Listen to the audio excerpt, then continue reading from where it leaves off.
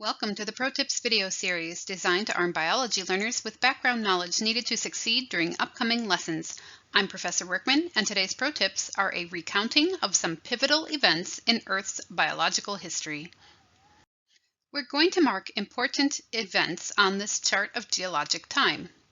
Geologic time refers to the deep history of our planet, which geologists study when they think about the ancient formation of rocks, continents, way back to the first rainfall on Earth that created an epic ocean. This time scale goes back beyond 4.5 billion years, long before life itself began. This number, 4.5 billion years, can be difficult to wrap your head around. For help putting this into perspective, please watch my pro tip video titled Scale.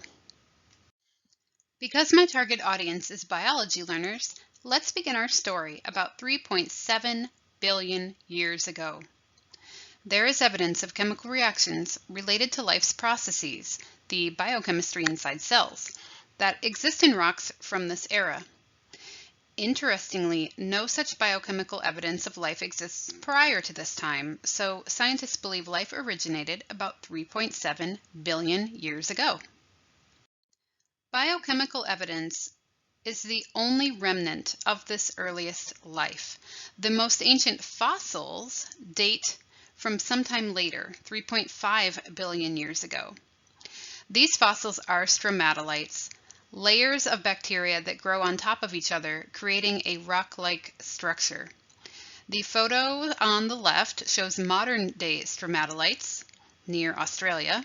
You can see they look like rocks, but the structure is actually formed by layers and layers of bacterial colonies growing on top of each other. If you sliced one in half, it would look like the ring in the photo on the right.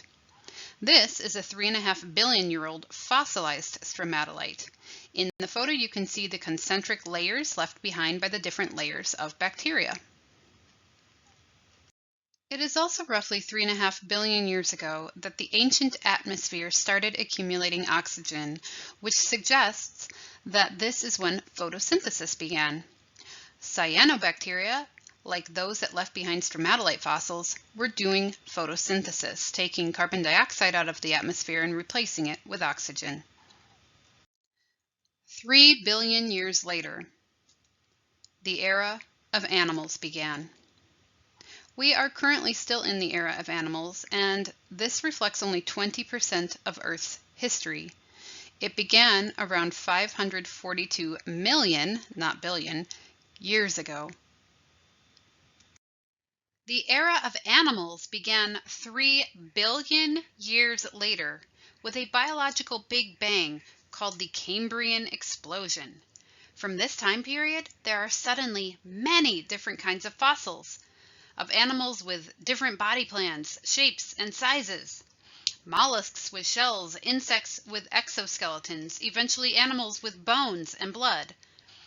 We think there are so many fossils all of a sudden, if 3 billion years is sudden, because this is when hard body parts first began to evolve. It is parts like skeletons and shells that fossilize best. The ancestors of plants lived in the ocean, but by 470 million years ago, some moss-like plants colonized the land, and insects followed them. Plants remained moss-like until 420 million years ago, when they began becoming more complex. This was great news for some animals who could then eat them. During the Devonian period, from about 410 to 355 million years ago, ferns, trees, and sharks first occurred. The famous fishapod fossil called Tiktaalik dates to this period as well. This is when the first four-legged creature crawled out of the ocean and lived on land for the first time. Major classes of life continued evolving in the ocean and on land for several million years. Then, about 250 million years ago, something terrible happened. Many volcanoes erupted in what is now Siberia, suddenly elevating the carbon dioxide content of the atmosphere 6-fold. This caused rapid global warming. Many terrestrial species died, and an even higher proportion of ocean species died due to ocean acidification, because as oceans soak up more carbon dioxide, they become more acidic. During this event, called the Great Dying, 90% of all species on Earth went extinct. The fossil record was rich with diversity before, but after, few organisms survived. These survivors went on to repopulate the Earth with their descendants. Some of these descendants were the dinosaurs, and others became the first mammal, an egg-laying, insect-eating, nearly blind, shrew-sized rodent that hunted by smell at night. It is hypothesized that mammals grew hair in response to the cool nighttime temperatures, which is when they hunted in order to avoid becoming prey to their bigger dinosaur competitors. Meet your great-great-great-many-greats-grandmother. Ancient mammals and dinosaurs cohabited the Earth for 140 million years. Then, about 65 million years ago, a catastrophe struck. Literally, an asteroid struck Earth off the coast of what is now the Yucatan Peninsula. Its crater can be viewed from space. Called the Chicxulub crater, it is 180 kilometers in diameter. That's roughly 112 miles across. Called the KT event, the asteroid impact sent fragments of Earth soaring into the atmosphere that landed as far away as Canada. It flattened forests and caused tsunamis across the planet. Hitting with an impact force many orders of magnitude greater than an atomic bomb, it dislodged tectonic plates, causing earthquakes all over the planet.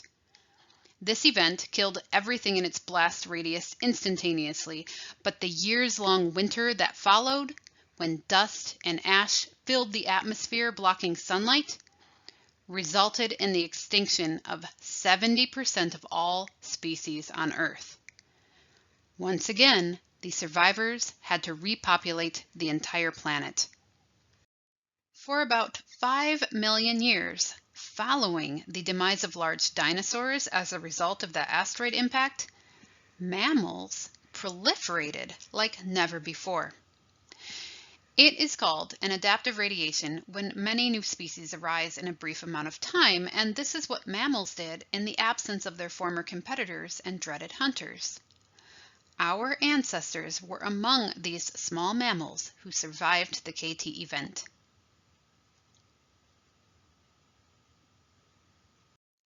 Out of this mammalian adaptive radiation came the first primates. They had gripping big toes and better eyesight than a lot of other mammals. This Plesiadapis cookii from 8 million years ago is among the oldest primate fossils. They lived in the once tropical rainforests of what is now Wyoming.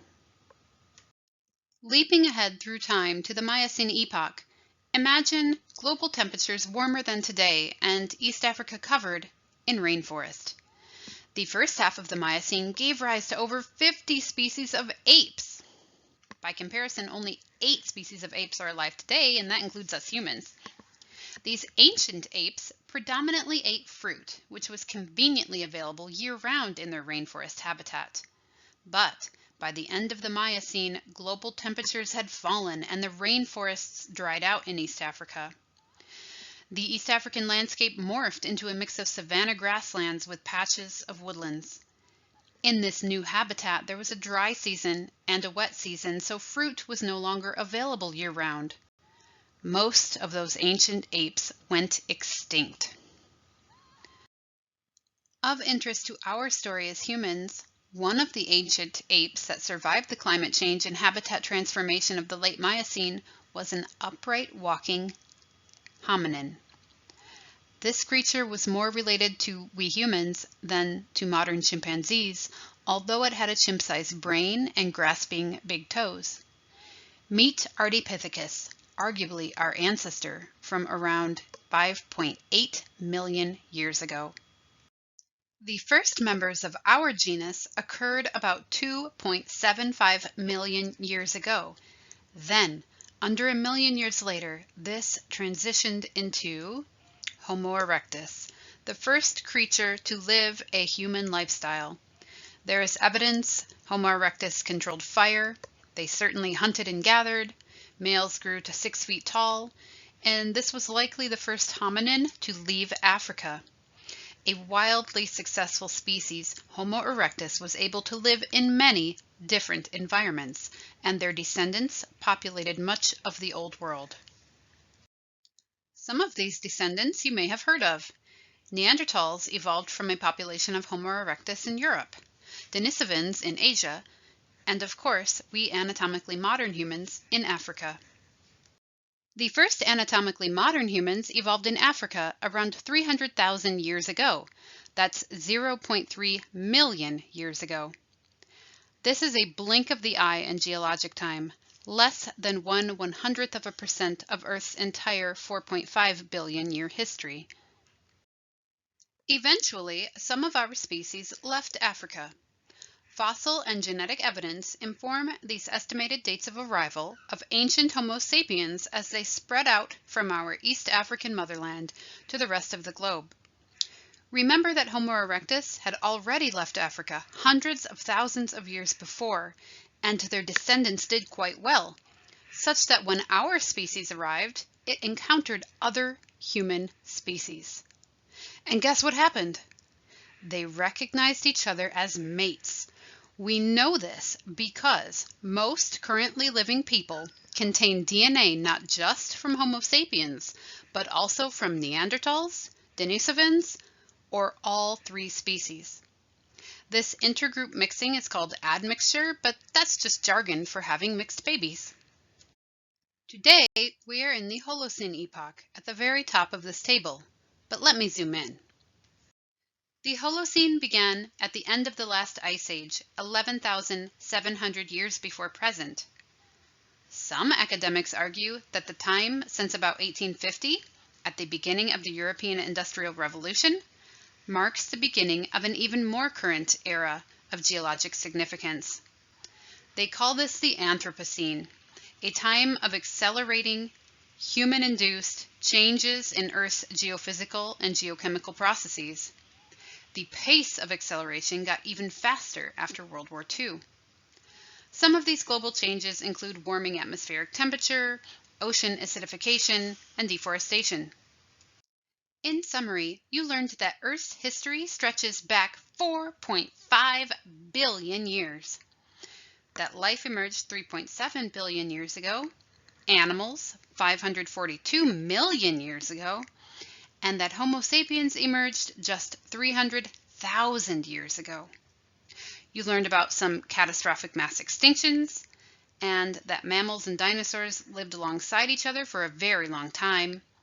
After the asteroid impact, mammals proliferated in the absence of their large dinosaur competitors, and this worked out great for our ancestors. You also learned that there used to be multiple human species, and they mated, such that currently living people can trace their ancestry to multiple species.